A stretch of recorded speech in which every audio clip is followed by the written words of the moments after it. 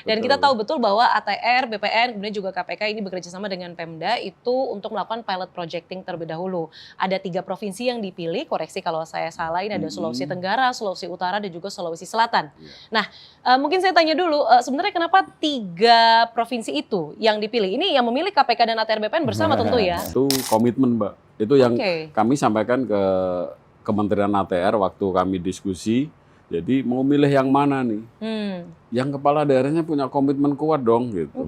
Kenapa? Ya nggak akan jalan kalau nggak ada komitmen. Nah itu yang utama. Ini yang membuat kami di Kementerian ATR BPN kalau terkait dengan 9 program ini, tentu kami yang sebagai pengampunya untuk pelayanan ini semua. Kami di pusat dan di daerah ada tangan-tangan kami melalui BPN di kabupaten kota dan provinsi. Dengan sinergitas ini, dengan semangat kolaborasi ini dan sudah dilakukan di 3 provinsi ini, Sulawesi Utara, Sulawesi Tenggara, Sulawesi Selatan, sudah dilakukan kick off di sana juga. Dan saya mendapatkan laporan dari tim yang melaksanakan ini, alhamdulillah hasilnya juga sangat baik. Kopi sudah ditambah, kursi pun juga sudah ditambah. Narasumber yang tadi saya janjikan sebelum jeda juga sudah hadir di atas panggung bersama kita semua. Saya sapa terlebih dahulu ada Gubernur Sulawesi Selatan, Pak Andi Sudirman Sulaiman. Selamat sore, pagi, siang, sore, Pak Andi. Pagi, siang, sore, Mbak Diana. Oke, sehat Pak. Jauh-jauh datang dari Sulawesi Selatan, kita berikan tepuk tangan, mungkin yang nonton juga boleh ya. Terima kasih Bapak sudah hadir memenuhi undangan teman-teman ATR BPN. Kemudian saya juga sapa langsung ada Pak Denny Mangala, Asisten Pemerintahan dan Kesejahteraan Rakyat dari Pemprov Sulut. Terima kasih Pak Denny sudah jauh-jauh datang kemari. Selamat siang Mbak Diana. Terima kasih, kita berikan tepuk tangan lagi juga. Oke, terima kasih ada Pak Andi dan juga Pak Denny. Di samping itu juga masih hadir bersama kita juga ada Pak Osi dan juga Pak Edi. Semoga belum ngantuk dan belum bosan karena sudah ada kopinya. Masih kuat. Aman. Saya yang nggak kuat kayaknya Pak kalau sudah coba. Oke, sebelum kita bahas yang secara lebih terperinci, teknis, sebelum tadi Pak Andi dan juga Pak Denny datang, ini kita sebenarnya sudah banyak bicarakan soal Pemda ini menjadi motor utama, menjadi eksekutor dari 9 program kerjasama ATR BPN dan juga KPK. Saya mau mungkin Pak Denny dan juga Pak Andi cerita terlebih dahulu soal bagaimana pemerintah daerah dilibatkan di sini. Mungkin dari segi kunjungan, bagaimana Pemda diajak bicara soal 9 praktik kerjasama ini. Mungkin dari Pak Denny dulu, Bang. Oh iya, baik.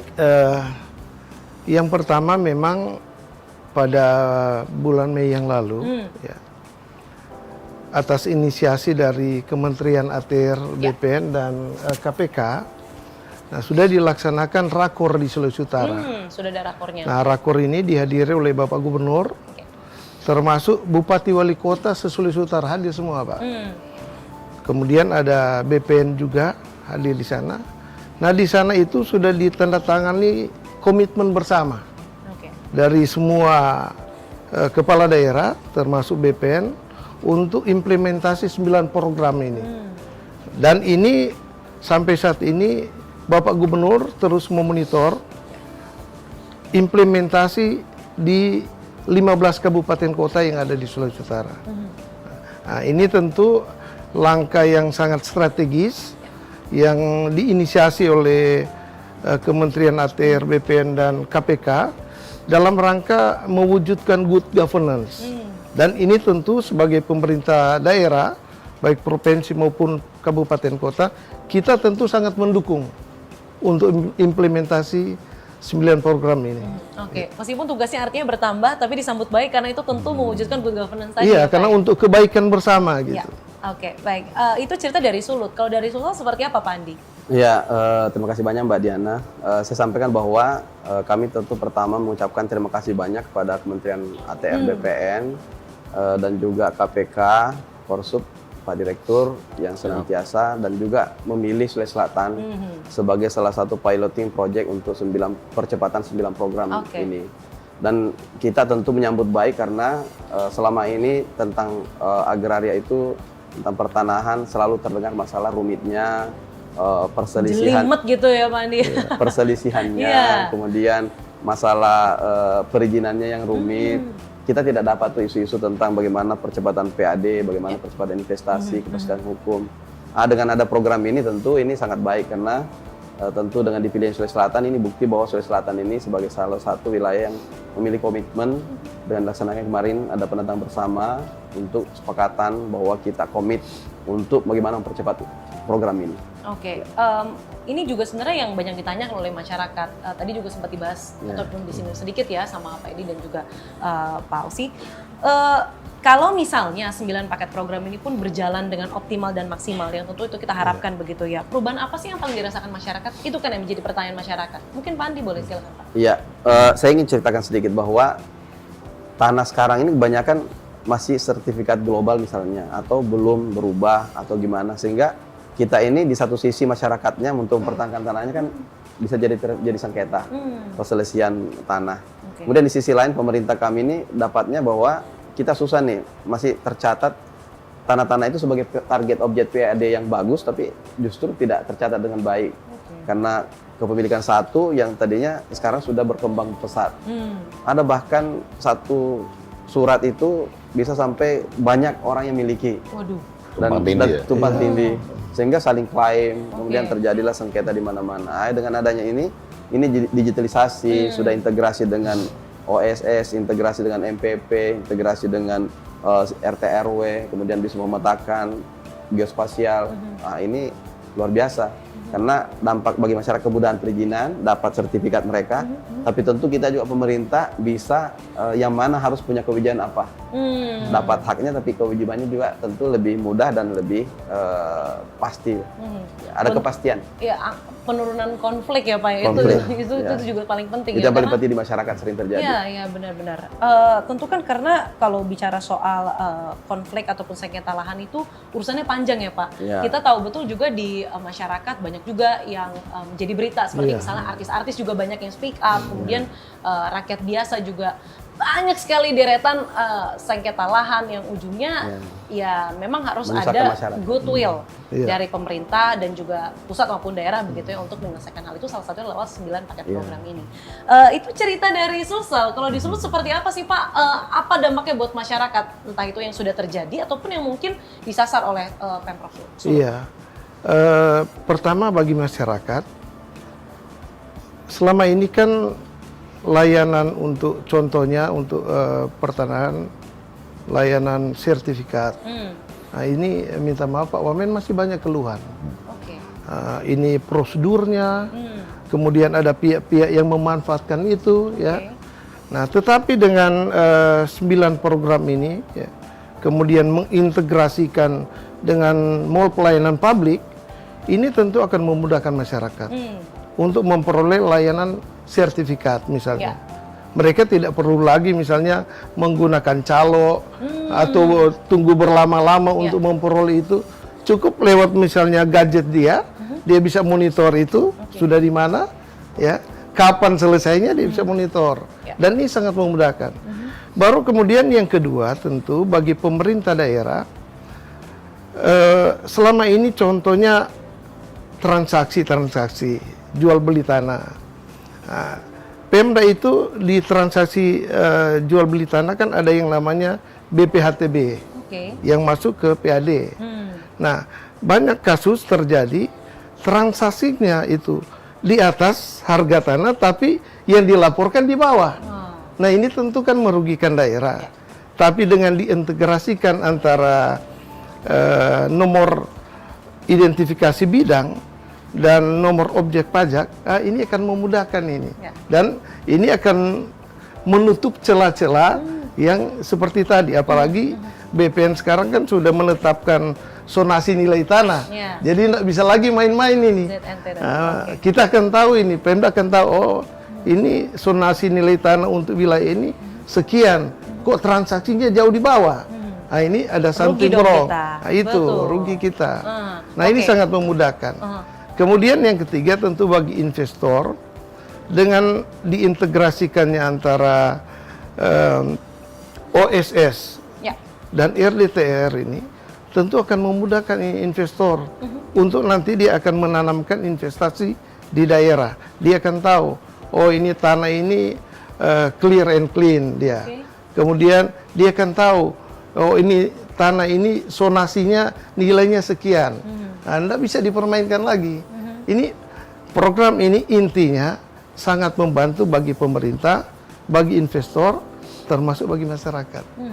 Menimbulkan rasa aman bagi masyarakat maupun juga investor. Iya. Karena itu penting sekali untuk menggerakkan roda ekonomi di daerah-daerah. Betul. Oke, tentu kan ini bukan hal yang mudah begitu, tapi ini bukan baru dilakukan. Tadi Pak Wamen juga menyampaikan, ini sebenarnya program sudah terus dilakukan, tapi 9 ini dikerucutkan untuk menjadi atensi di 3 provinsi pilihan tadi. Saya mau tanya dulu, kendalanya ketika komitmen itu dilakukan, ini menjadi atensi besar, ada tidak hambatan yang mungkin dilakukan ataupun dihadapi oleh teman-teman di daerah?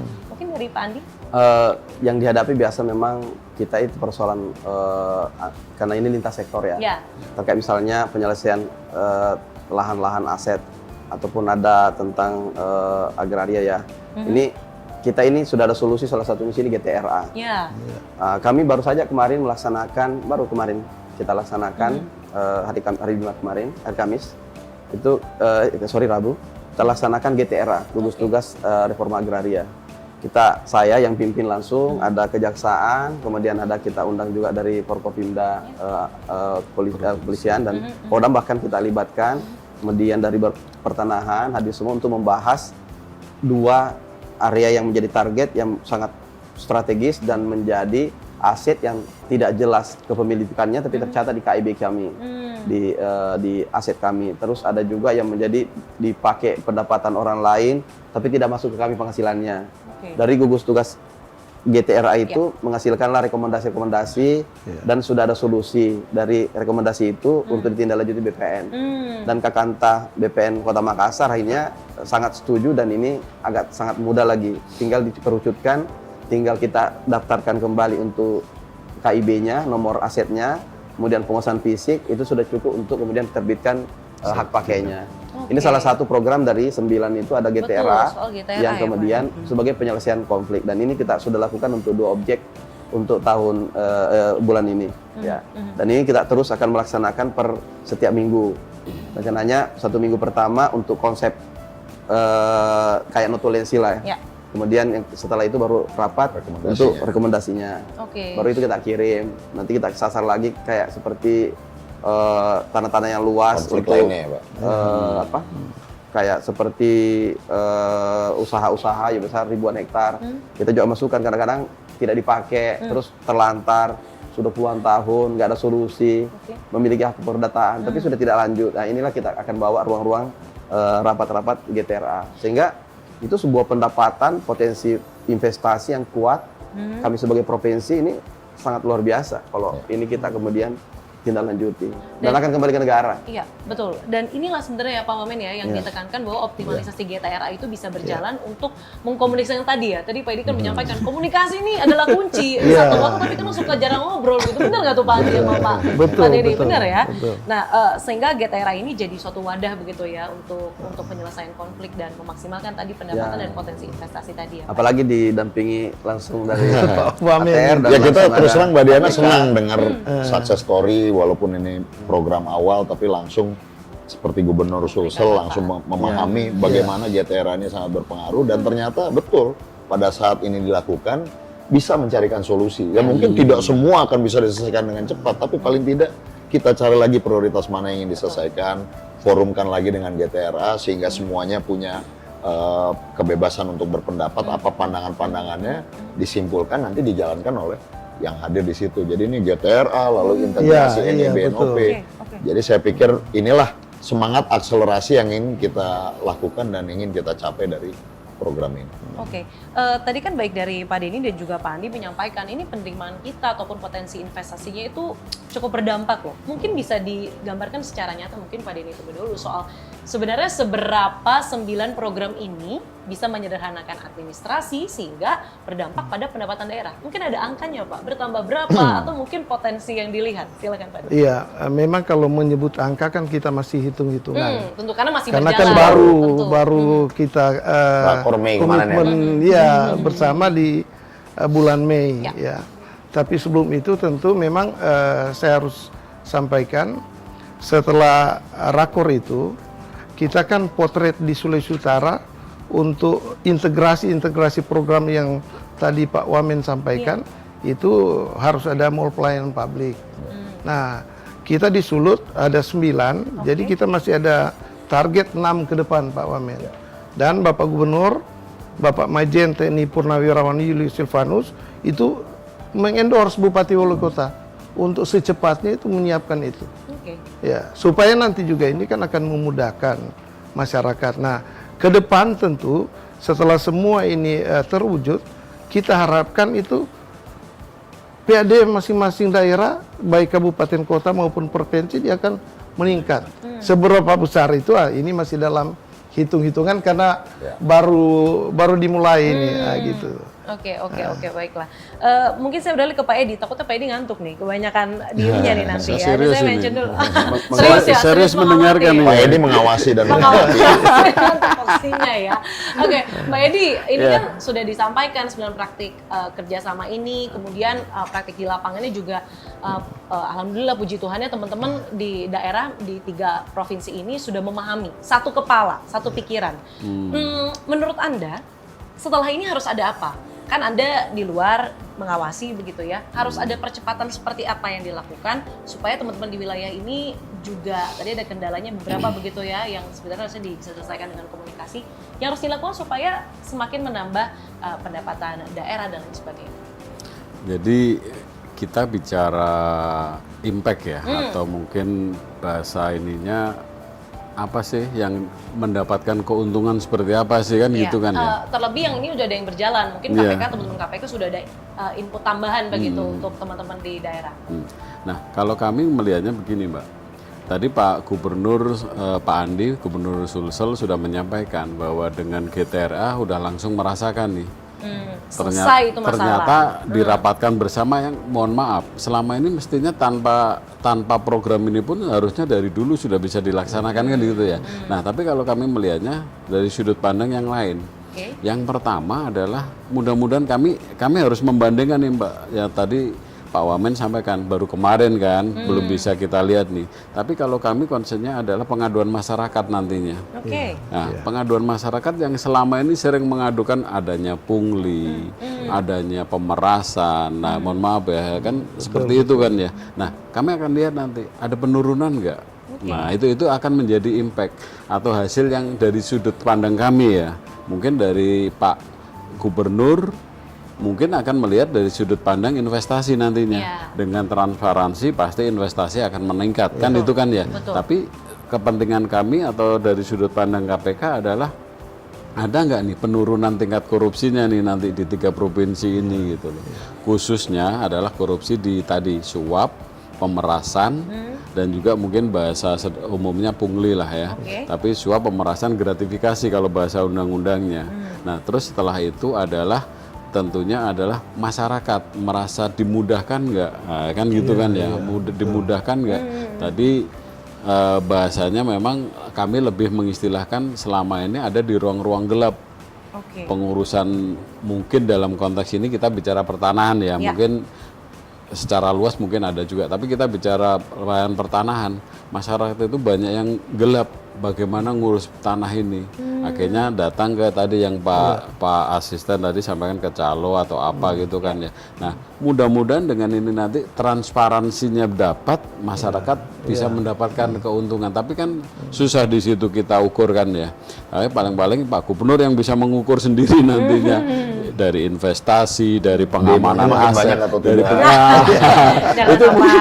Nah, dari teman-teman kalau dari kami sih itu Mbak, nanti dari pengaduannya turun nggak? Nah, kalau pengaduan turun berarti sukses nih program ini nantinya. Artinya kalau KPK bisa duduk santai ngopi tanpa mendengar aduan sana sini, itu artinya ada keberhasilan. Kerjaan makin dikit itu sukses loh. Dan kita harapkan begitu ya Pak ya. Kita harapkan begitu. Oke, saya mau mention sedikit soal pungli. Ini karena suatu hal yang menjadi concern masyarakat. Mungkin Sobat ATR BPN juga menaruh concern di sini. Saya mau tanya ke teman-teman daerah, sebagaimana 9 program kerjasama ini bisa menurunkan celah-celah pungli itu, Pak? Ya, ini kan kalau sudah ada sistem digitalisasi, biasanya kita kan sudah bisa online. Kemudian kita sudah mall pelayanan publik sudah ada semua di kabupaten kota. Bahkan kami provinsi sudah punya juga mall pelayanan publik sistem digitalisasi. Sehingga kita bisa melihat di situ bahwa terjadi proses-proses yang secara digital, agak tidak lagi tatap muka, tidak lagi harus ketemu, telepon dan sebagainya. Itu tinggal mengisi saja. Dan kemudian seperti ini akan terjadi percepatan. Misalnya OSS ini kita 7 hari langsung sendiri jalan. Setuju tidak setuju jalan dia. Kalau area-area yang tidak beresiko. Ada tingkatannya. Tentu ini akan membuat image pada masyarakat bahwa ini mudah. Selama ada MPP sekarang ini, apalagi kalau sudah integrasi dengan pertanahan ini, pasti masyarakat akan senang. Karena ini akan memudahkan masyarakat untuk mendapatkan haknya. Yang kedua, dampak yang kami dapat itu, kalau nanti ini salah satu GTRA kita ini yang bahas kemarin ini, nilainya 1 triliun, Mbak. Kalau ini nanti kita bisa berhasil untuk sertifikasi standar provinsi, itu sebuah capaian yang besar yang dimotori oleh BPN, ATR, dan KPK pendampingan. Tentu kami yang dapat manfaatnya. Bahwa kami punya lahan yang selama ini tidak memiliki alasak, tapi tidak kemudian terjadi sengketa, dicari jadi pendapatan orang lain. Pendapatan ada fasilitas yang dipakai orang. Sehingga ini nanti kalau jadi masuk pendapatan kita kan luar biasa. Belum lagi asetnya. Di Kota Makassar lagi. Betul. Nah, ini luar biasa. Itu loh penting inventarisasi aset tadi ya Pak ya. Ini sekitar 10 hektar lebih. Buat lokasi. Good start. Good start ini. 1 triliun Nah, ya, ini Pak, GTRA ini kalau kita gedor terus di poin berapa ya, kalau tidak salah poin 7 ya. GTRA tadi. Nah, ini luar biasa, bisa optimalisasi kita. Oke, baik. Dan itu bisa menjadi investasi ataupun program-program Astacita, kita punya lahan. Dan semua di wilayah Indonesia agak kesusahan lahan kan, karena ada program-program sekolah rakyat, ada kampung nelayan, ada kemudian program-program KDMP dan sebagainya. Bapak Presiden mencanangkan, tentu kita akan menyambut dengan adanya ketersediaan daripada availability dari lahan. Ada sekolah Garuda, sekolah unggul, dan semuanya itu untuk daerah. Menarik sekali. Karena bagaimana sebuah langkah ataupun komitmen kecil itu bisa berdampak uangnya seabla-abla Pak, maksudnya 1 triliun untuk 1 sertifikat. 2 lokasi. 2 lokasi. Ini luar biasa, good start seperti yang Pak Wamen sampaikan. Kalau di Sulut Pak, tadi kan banyak mention soal mall pelayanan publik. Kemudian sebenarnya Pemprov pun juga sudah memetakan begitu ya. Ini stigma di masyarakat kalau ngurus sertifikat dan lain sebagainya itu pasti jelimet. Nah, hal-hal yang ada di 9 praktik program atau praktik kerjasama ini, bagaimana bisa pelan-pelan membantu menghapus stigma tersebut kalau di Sulut? Iya, jadi kan setelah ada komitmen bersama seluruh kepala daerah yang saya sampaikan tadi dengan dan semuanya BPN, pasti menyanggupi dong Pak. Iya. Ya, kalau nggak sanggup nanti kan, Pak Gubernur marah ya.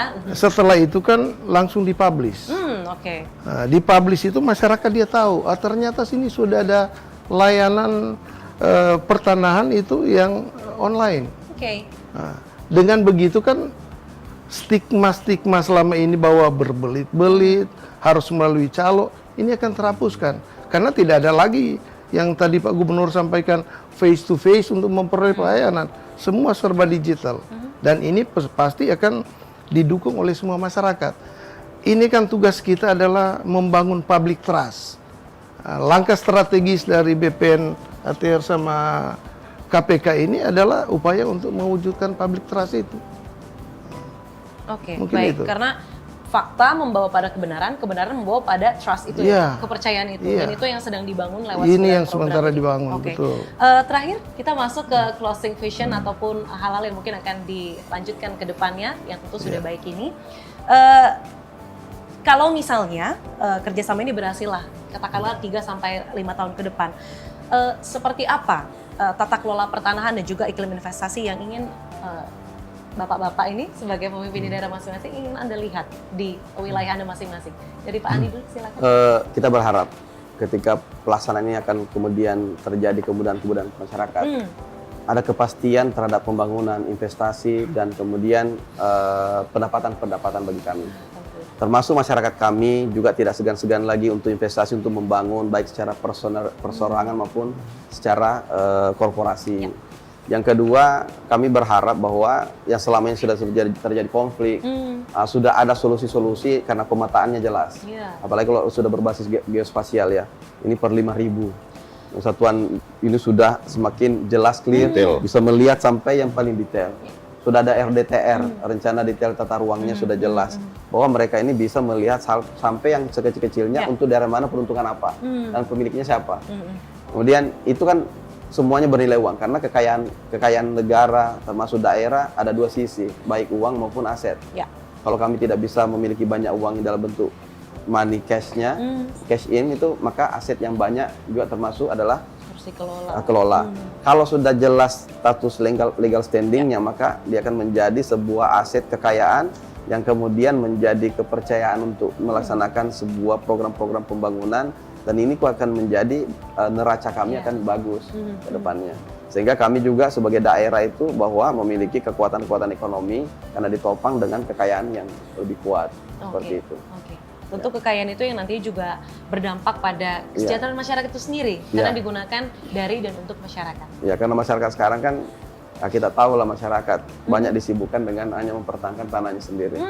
Nah, ini kan jangankan tanah negara ya, tanah-tanah pribadi saja ini juga sangat rumit, balik nama dan sebagainya. Ini kemudahan-kemudahan seperti ini tentu sangat baik karena sudah jelas siapa memiliki yang mana. Oke, baik. Kita harapkan transformasi itu ada di Sulawesi Selatan. Ya, silakan dari Sulawesi Utara hari ini. Untuk Sulawesi Utara, pemerintah pusat kan sudah menetapkan 2 kawasan ekonomi khusus di Sulawesi Utara. Satu itu namanya Kek Likupang. Itu Kek Likupang itu adalah kek pariwisata super prioritas dari 5 di Indonesia. Nah, salah satu itu di Sulawesi Utara di Kek Likupang. Yang kedua itu namanya Kek Bitung. Nah, ini 2 kek ini adalah pusat pertumbuhan ekonomi baru di wilayah Sulawesi Utara.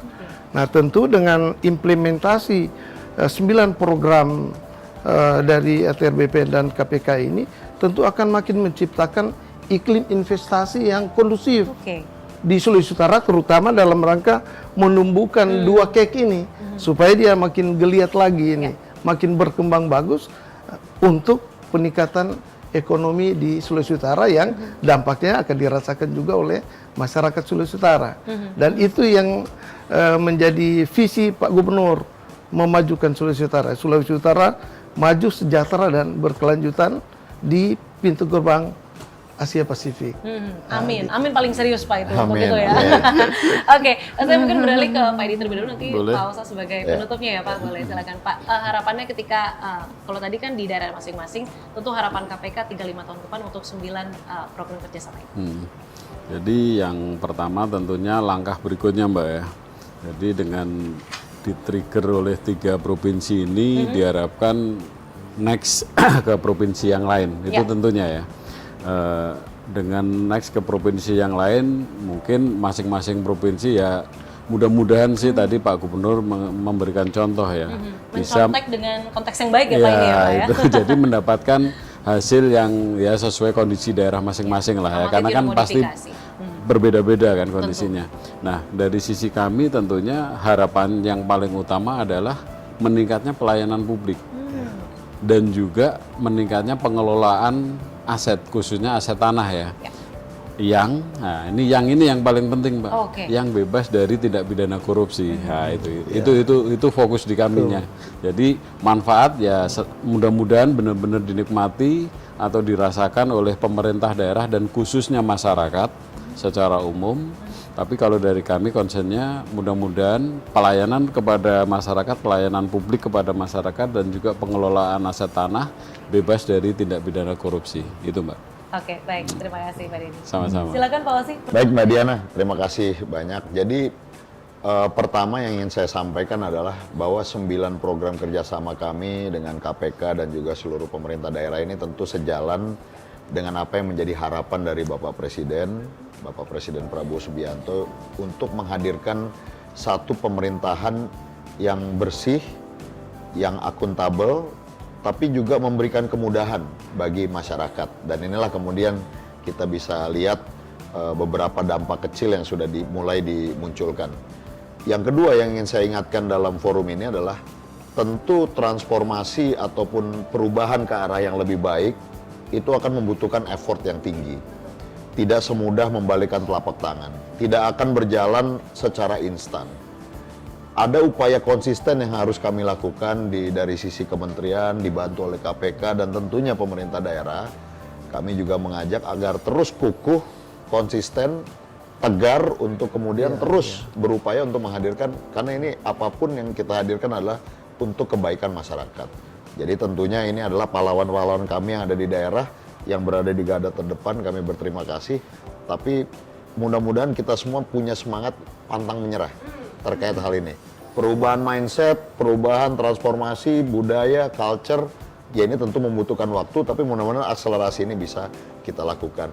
Dan tujuan akhir yang ingin kita harapkan tentunya pada saat masyarakat bisa tertawa, datang ke kantor-kantor pertanahan, datang ke kantor gubernur, ke kantor bupati, wali kota, menyampaikan bahwa proses sertifikasi kami sekarang lebih mudah, Pak. Sekarang alhamdulillah lebih baik. Sekarang pelayanan BPN lebih sempurna. Inilah yang kami harapkan. Yang kedua juga investor datang ke daerah-daerah tanpa harus bertatap muka dengan banyak orang, bisa melakukan kegiatan bisnisnya, menyelesaikan proses perizinannya. Termasuk pemerintah daerah bisa menata aset-asetnya, bisa mendapatkan PAD yang lebih banyak untuk kemudian melayani masyarakatnya masing-masing. Nah, itulah tujuan akhir yang tentunya ingin kita lihat. Kalau itu bisa tercapai, ditambah bonus yang sangat tinggi, bisa meminimalisir adanya tindak pidana korupsi, yaitu semakin sempurna. Itulah yang akan membuat Kementerian ATR BPN merasa bahwa program ini alhamdulillah bisa berhasil, dan begitu pula dengan KPK. Jadi kami titip kepada teman-teman di daerah, Pak Gubernur, Pak Asisten, terus bersemangat, jangan pantang menyerah, Pak. GTRA pun nanti pasti ada tantangan dan juga cobaan-cobaannya, tapi kita harus tegar gitu ya, dan berusaha untuk semua permasalahan insya Allah ada solusinya. Saya pikir itu dari saya, Mbak Diana. Semangat pantang menyerah, karena hal yang benar dan baik belum tentu mudah dilakukan ya Pak ya? Betul. Oke. Dan mungkin itulah yang akan menjadi percontohan ya, 3 provinsi ini untuk mungkin teman-teman daerah yang nanti as time goes by itu bisa akan bertambah, expansion. Insya Allah segera kita lakukan. Segera dilakukan. Terima kasih banyak. Kita mungkin boleh berikan tepuk tangan untuk keempat narasumber kita hari ini. Terima kasih Pak Andi, Pak Osi, terima kasih banyak, Pak Denny dan juga Pak Edi, terima kasih banyak waktunya dan juga kebersamaannya selama kurang lebih 1 jam ke belakang tadi ya. Oke, terima kasih banyak Sobat ATR BPN sudah menyimak dari tadi atas kebersamaan Anda. Kita jumpa lagi di podcast ATR BPN berikutnya. Saya Diana Valencia pamit, sampai jumpa. Thank you, Pak Gubernur. Terima kasih banyak. Terima kasih.